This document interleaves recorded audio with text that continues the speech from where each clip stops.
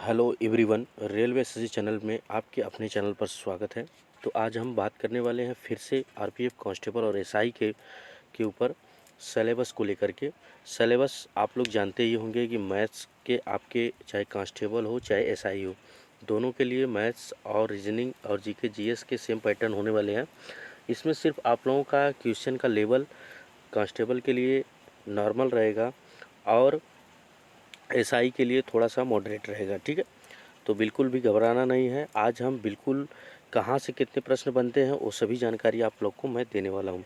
आपने previous year video में देख चुका है, प्रीवियस वाले वीडियो में, कि वहाँ पर मैथ्स के कहाँ से कितने प्रश्न पूछे जाते हैं, और जो बच्चा उन टॉपिक को तैयार कर लेता है, वो मिसमैच नहीं करता है, तो वह अपने स्कोर को मैथ में अच्छा स्कोर बना सकता है। ठीक है, तो आज उसी के पैटर्न को लेकर के काफ़ी लोगों का कमेंट भी आ रहा था कि सर बताइए जीके जीएस से कहाँ से कितने प्रश्न बनते हैं और किस तरह से अपनी तैयारी को बढ़ाया जा सकता है।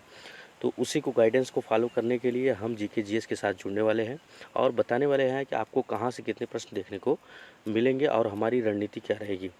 तो दोस्तों, हमारे चैनल पर सिर्फ आप लोगों को सबसे पहले आप चैनल को लाइक से सब्सक्राइब कर लीजिएगा। सिर्फ हमारे चैनल पर आप लोगों को जो भी जानकारी दी जाती है वह ऑफिशियल ऑथेंटिक जानकारी होती है। ठीक है, तो आप लोगों का विश्वास ही हमारा मनोबल बढ़ाता है। ठीक है, तो आइए वीडियो को स्टार्ट करते हैं। देखिए, ये बच्चा पूरी तरह से पूरी लगन के साथ अपनी तैयारी को बिल्कुल सही तरीके से फॉलो कर रहा है।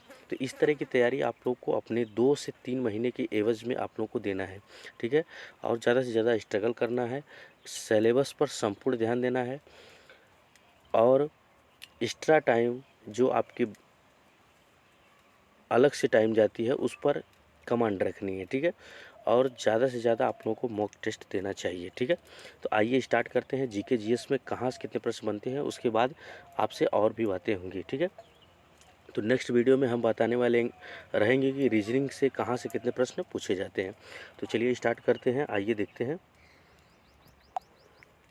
देखिए, यहाँ पर मैंने सिलेबस अपने हैंड राइटिंग से खुद आप लोगों के लिए बता दिया है कि कहाँ से कितने प्रश्न आने वाले हैं और उसी को लेकर के मैं यहाँ पर आया हूँ। तो अगर मैं बात कर लेता हूँ तो सबसे पहले पैटर्न के ऊपर ध्यान देते हैं कि जो आपका सीबीटी वाला एग्ज़ाम होने वाला है, तो सीबीटी वाले एग्ज़ाम में आप लोगों को मैथ्स के 35 नंबर्स के मार्क्स देखने पड़ेंगे, 35 रीजनिंग के और जीके जीएस के 50 मार्क्स के प्रश्न देखने को मिलेंगे। टाइम की अगर मैं बात कर लेता हूँ तो 90 मिनट का समय आप लोगों को मिलेगा, 1/3 का नेगेटिव मार्किंग, ये सभी लोग जानते हैं। तो सबसे बड़ा मुद्दा यह रहता है कि सर हम कहाँ से कितने प्रश्न को अटेम्प्ट कर पाएंगे और हमारी तैयारी कैसे रहेगी और कहाँ से कितने नंबर्स के प्रश्न पूछे जाते हैं, वो सभी जानकारी अभी तक जो मैंने एनालिसिस किया है कि प्रीवियस ईयर्स को लेकर के और नेक्स्ट आपके इस साल में कितने कहाँ से कितने प्रश्न बनने वाले हैं, कांस्टेबल एसआई दोनों के लिए मैं बात कर रहा हूँ।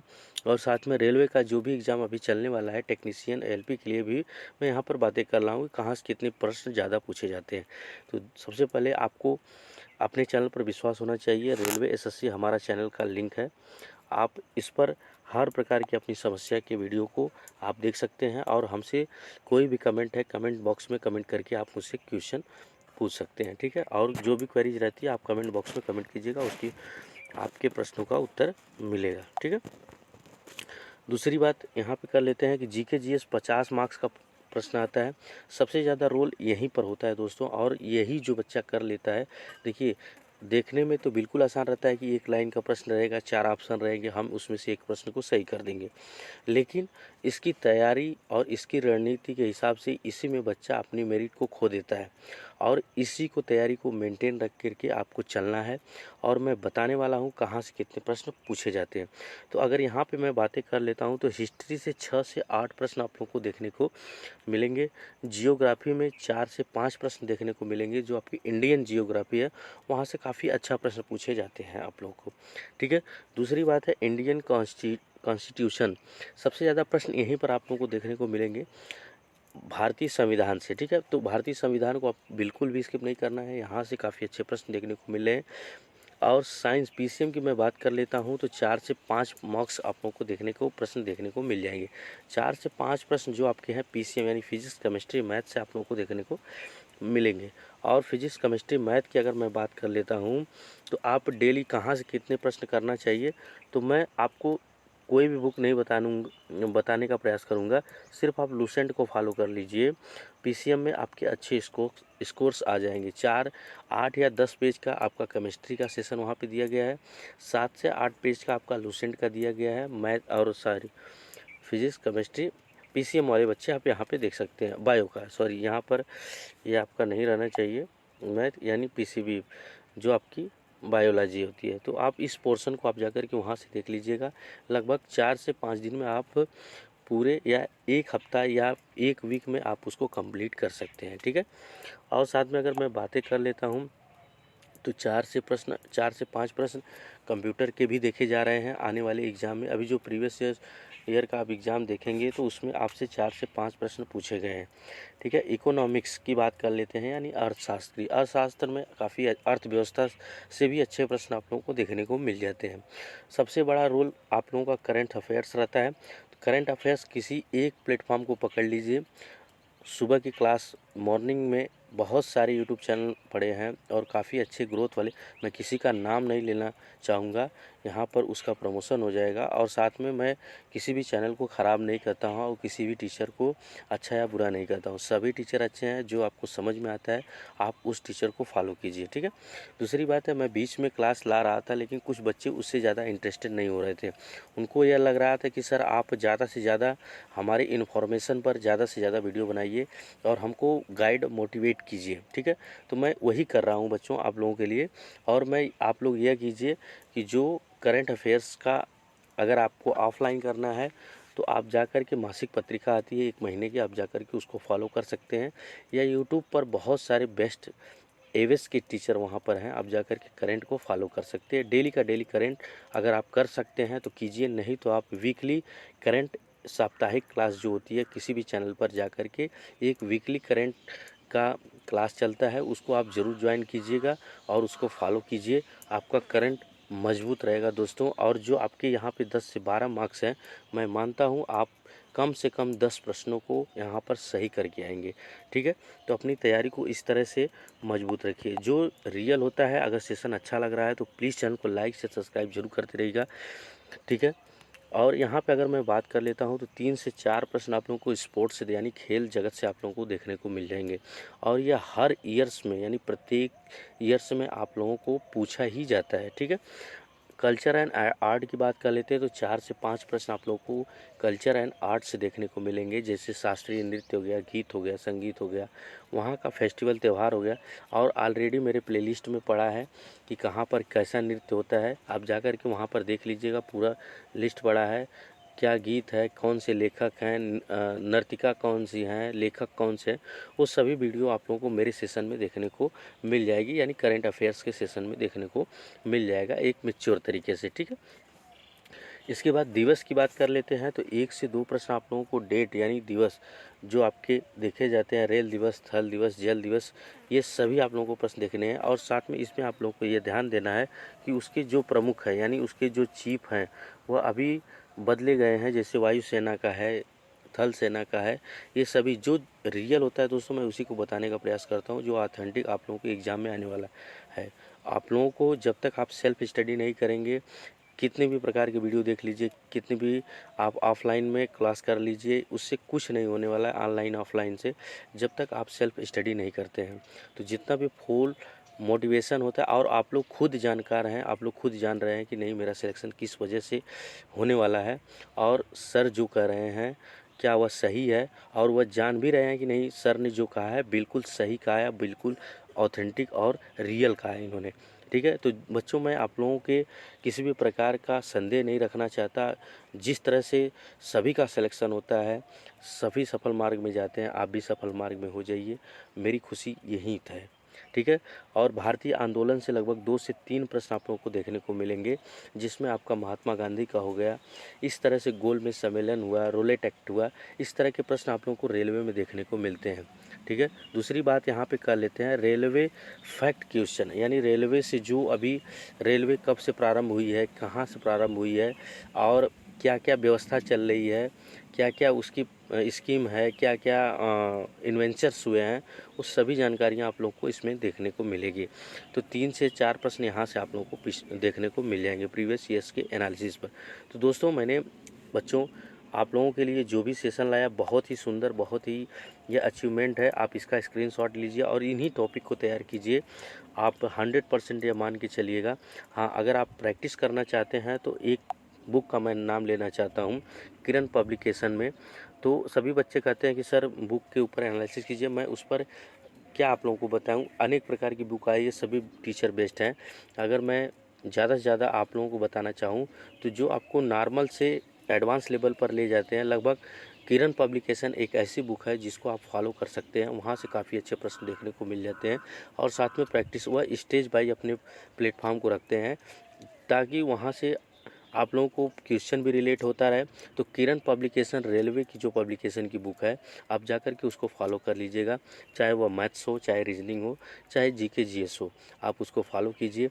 लगभग 3 से 4 चरण में जाइएगा, 4 से 5 चरण के ऊपर आप बिल्कुल मत जाइएगा, क्योंकि वहाँ तक ही प्रश्न आप लोगों के पूछे जाते हैं, उससे ऊपर नहीं जाना है। नॉर्मल से मॉडरेट जाना है, मॉडरेट से हार्ड आप लोगों को एडवांस नहीं जाना है, ठीक है। 1-2 प्रश्न ऐसे आते हैं, 3-4 प्रश्न ऐसे आते हैं कि जो आपको फंसाने वाले हैं, तो उसमें आपका ना टाइम वेस्ट नहीं करना है। जो प्रश्न आप लोगों को आ रहे हैं उसको पहले कर लेना है। इसके बाद जो अनुमानित प्रश्न है उसमें से सही ऑप्शन को चुन करके सिर्फ 2 ही ऑप्शन आप लोगों को नियर अबाउट लगेंगे और 2 ही ऑप्शन में आप उसको एक ऑप्शन पर अप्लाई कर सकते हैं, ठीक है। तो नेगेटिव मार्किंग से बिल्कुल भी बचना है दोस्तों। और ये आपका सीबीटी ही पेपर होने वाला है। इसके बाद आप लोगों का फिजिकल के लिए बुलाए जाएंगे। तो आप ये मान के चलिएगा 10 गुना बच्चों को बुलाया जाएगा। तो इस तरह से अपनी तैयारी को मजबूत रखिएगा। जो बच्चे काफ़ी सालों से तैयारी कर रहे हैं, रेलवे में दरोगा बनना चाहते हैं, कांस्टेबल बनना चाहते हैं, उनको एक सही मार्गदर्शन नहीं मिल जाता, उसको मैं वह मार्गदर्शन बताने का प्रयास करता हूँ। तो अगर वीडियो सेशन अच्छा लगा तो प्लीज़ चैनल को लाइक शेयर सब्सक्राइब जरूर कर लीजिएगा ताकि हमारा भी मनोबल बढ़ता रहे। यहाँ पर हम बातें कर लेते हैं कि अगर आप एक फुल डेडिकेशन के साथ अपनी तैयारी को, रणनीति को बना करके चलते हैं तो आप कहीं ना कहीं सफलता के नज़दीक है। आज से ही अपनी रणनीति बना लेते हैं तो आप एक सफल मार्ग के अवसरवादी हो जाएंगे, ठीक है। दूसरी बात यहाँ पे कर लेते हैं कि जो आपका सीबीटी होने वाला है, सीबीटी के बाद आपका फिजिकल होगा, फिजिकल के बाद आपका मेडिकल होगा, मेडिकल के बाद आपका डॉक्यूमेंट वेरिफिकेशन होगा, इसके बाद ज्वाइनिंग होगा, सॉरी। तो यह आप लोगों की जानकारी है। और फिजिकल में आप लोगों को मैं बता देना चाहता हूँ, मेल के लिए अलग कैटेगरी रखा गया है और फीमेल कैंडिडेट के लिए अलग। अगर मेल की मैं बात कर लेता हूँ तो जनरल ओबीसी के लिए 165 सेंटीमीटर हाइट होनी चाहिए। यहीं पर फीमेल कैंडिडेट है तो 157 होना चाहिए, ठीक है। यहाँ पर स्पेंस की बात कर लेते हैं तो मेल कैंडिडेट के लिए 80 से 85 रहना चाहिए। SC ST है तो 160 हाइट होनी चाहिए। फीमेल के लिए 152 होनी चाहिए।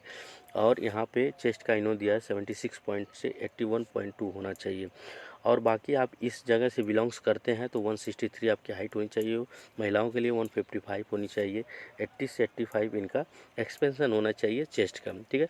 कैटेगरी की अगर मैं बात कर लेता हूँ तो आपके फिजिकल में जो भी तैयारी आपको करनी है तो 1600 मीटर की रनिंग करनी होगी। अगर जनरल कैंडिडेट है तो 5 मिनट 45 सेकंड में आप लोगों को तय करना होगा। यह मेल कैंडिडेट के लिए है।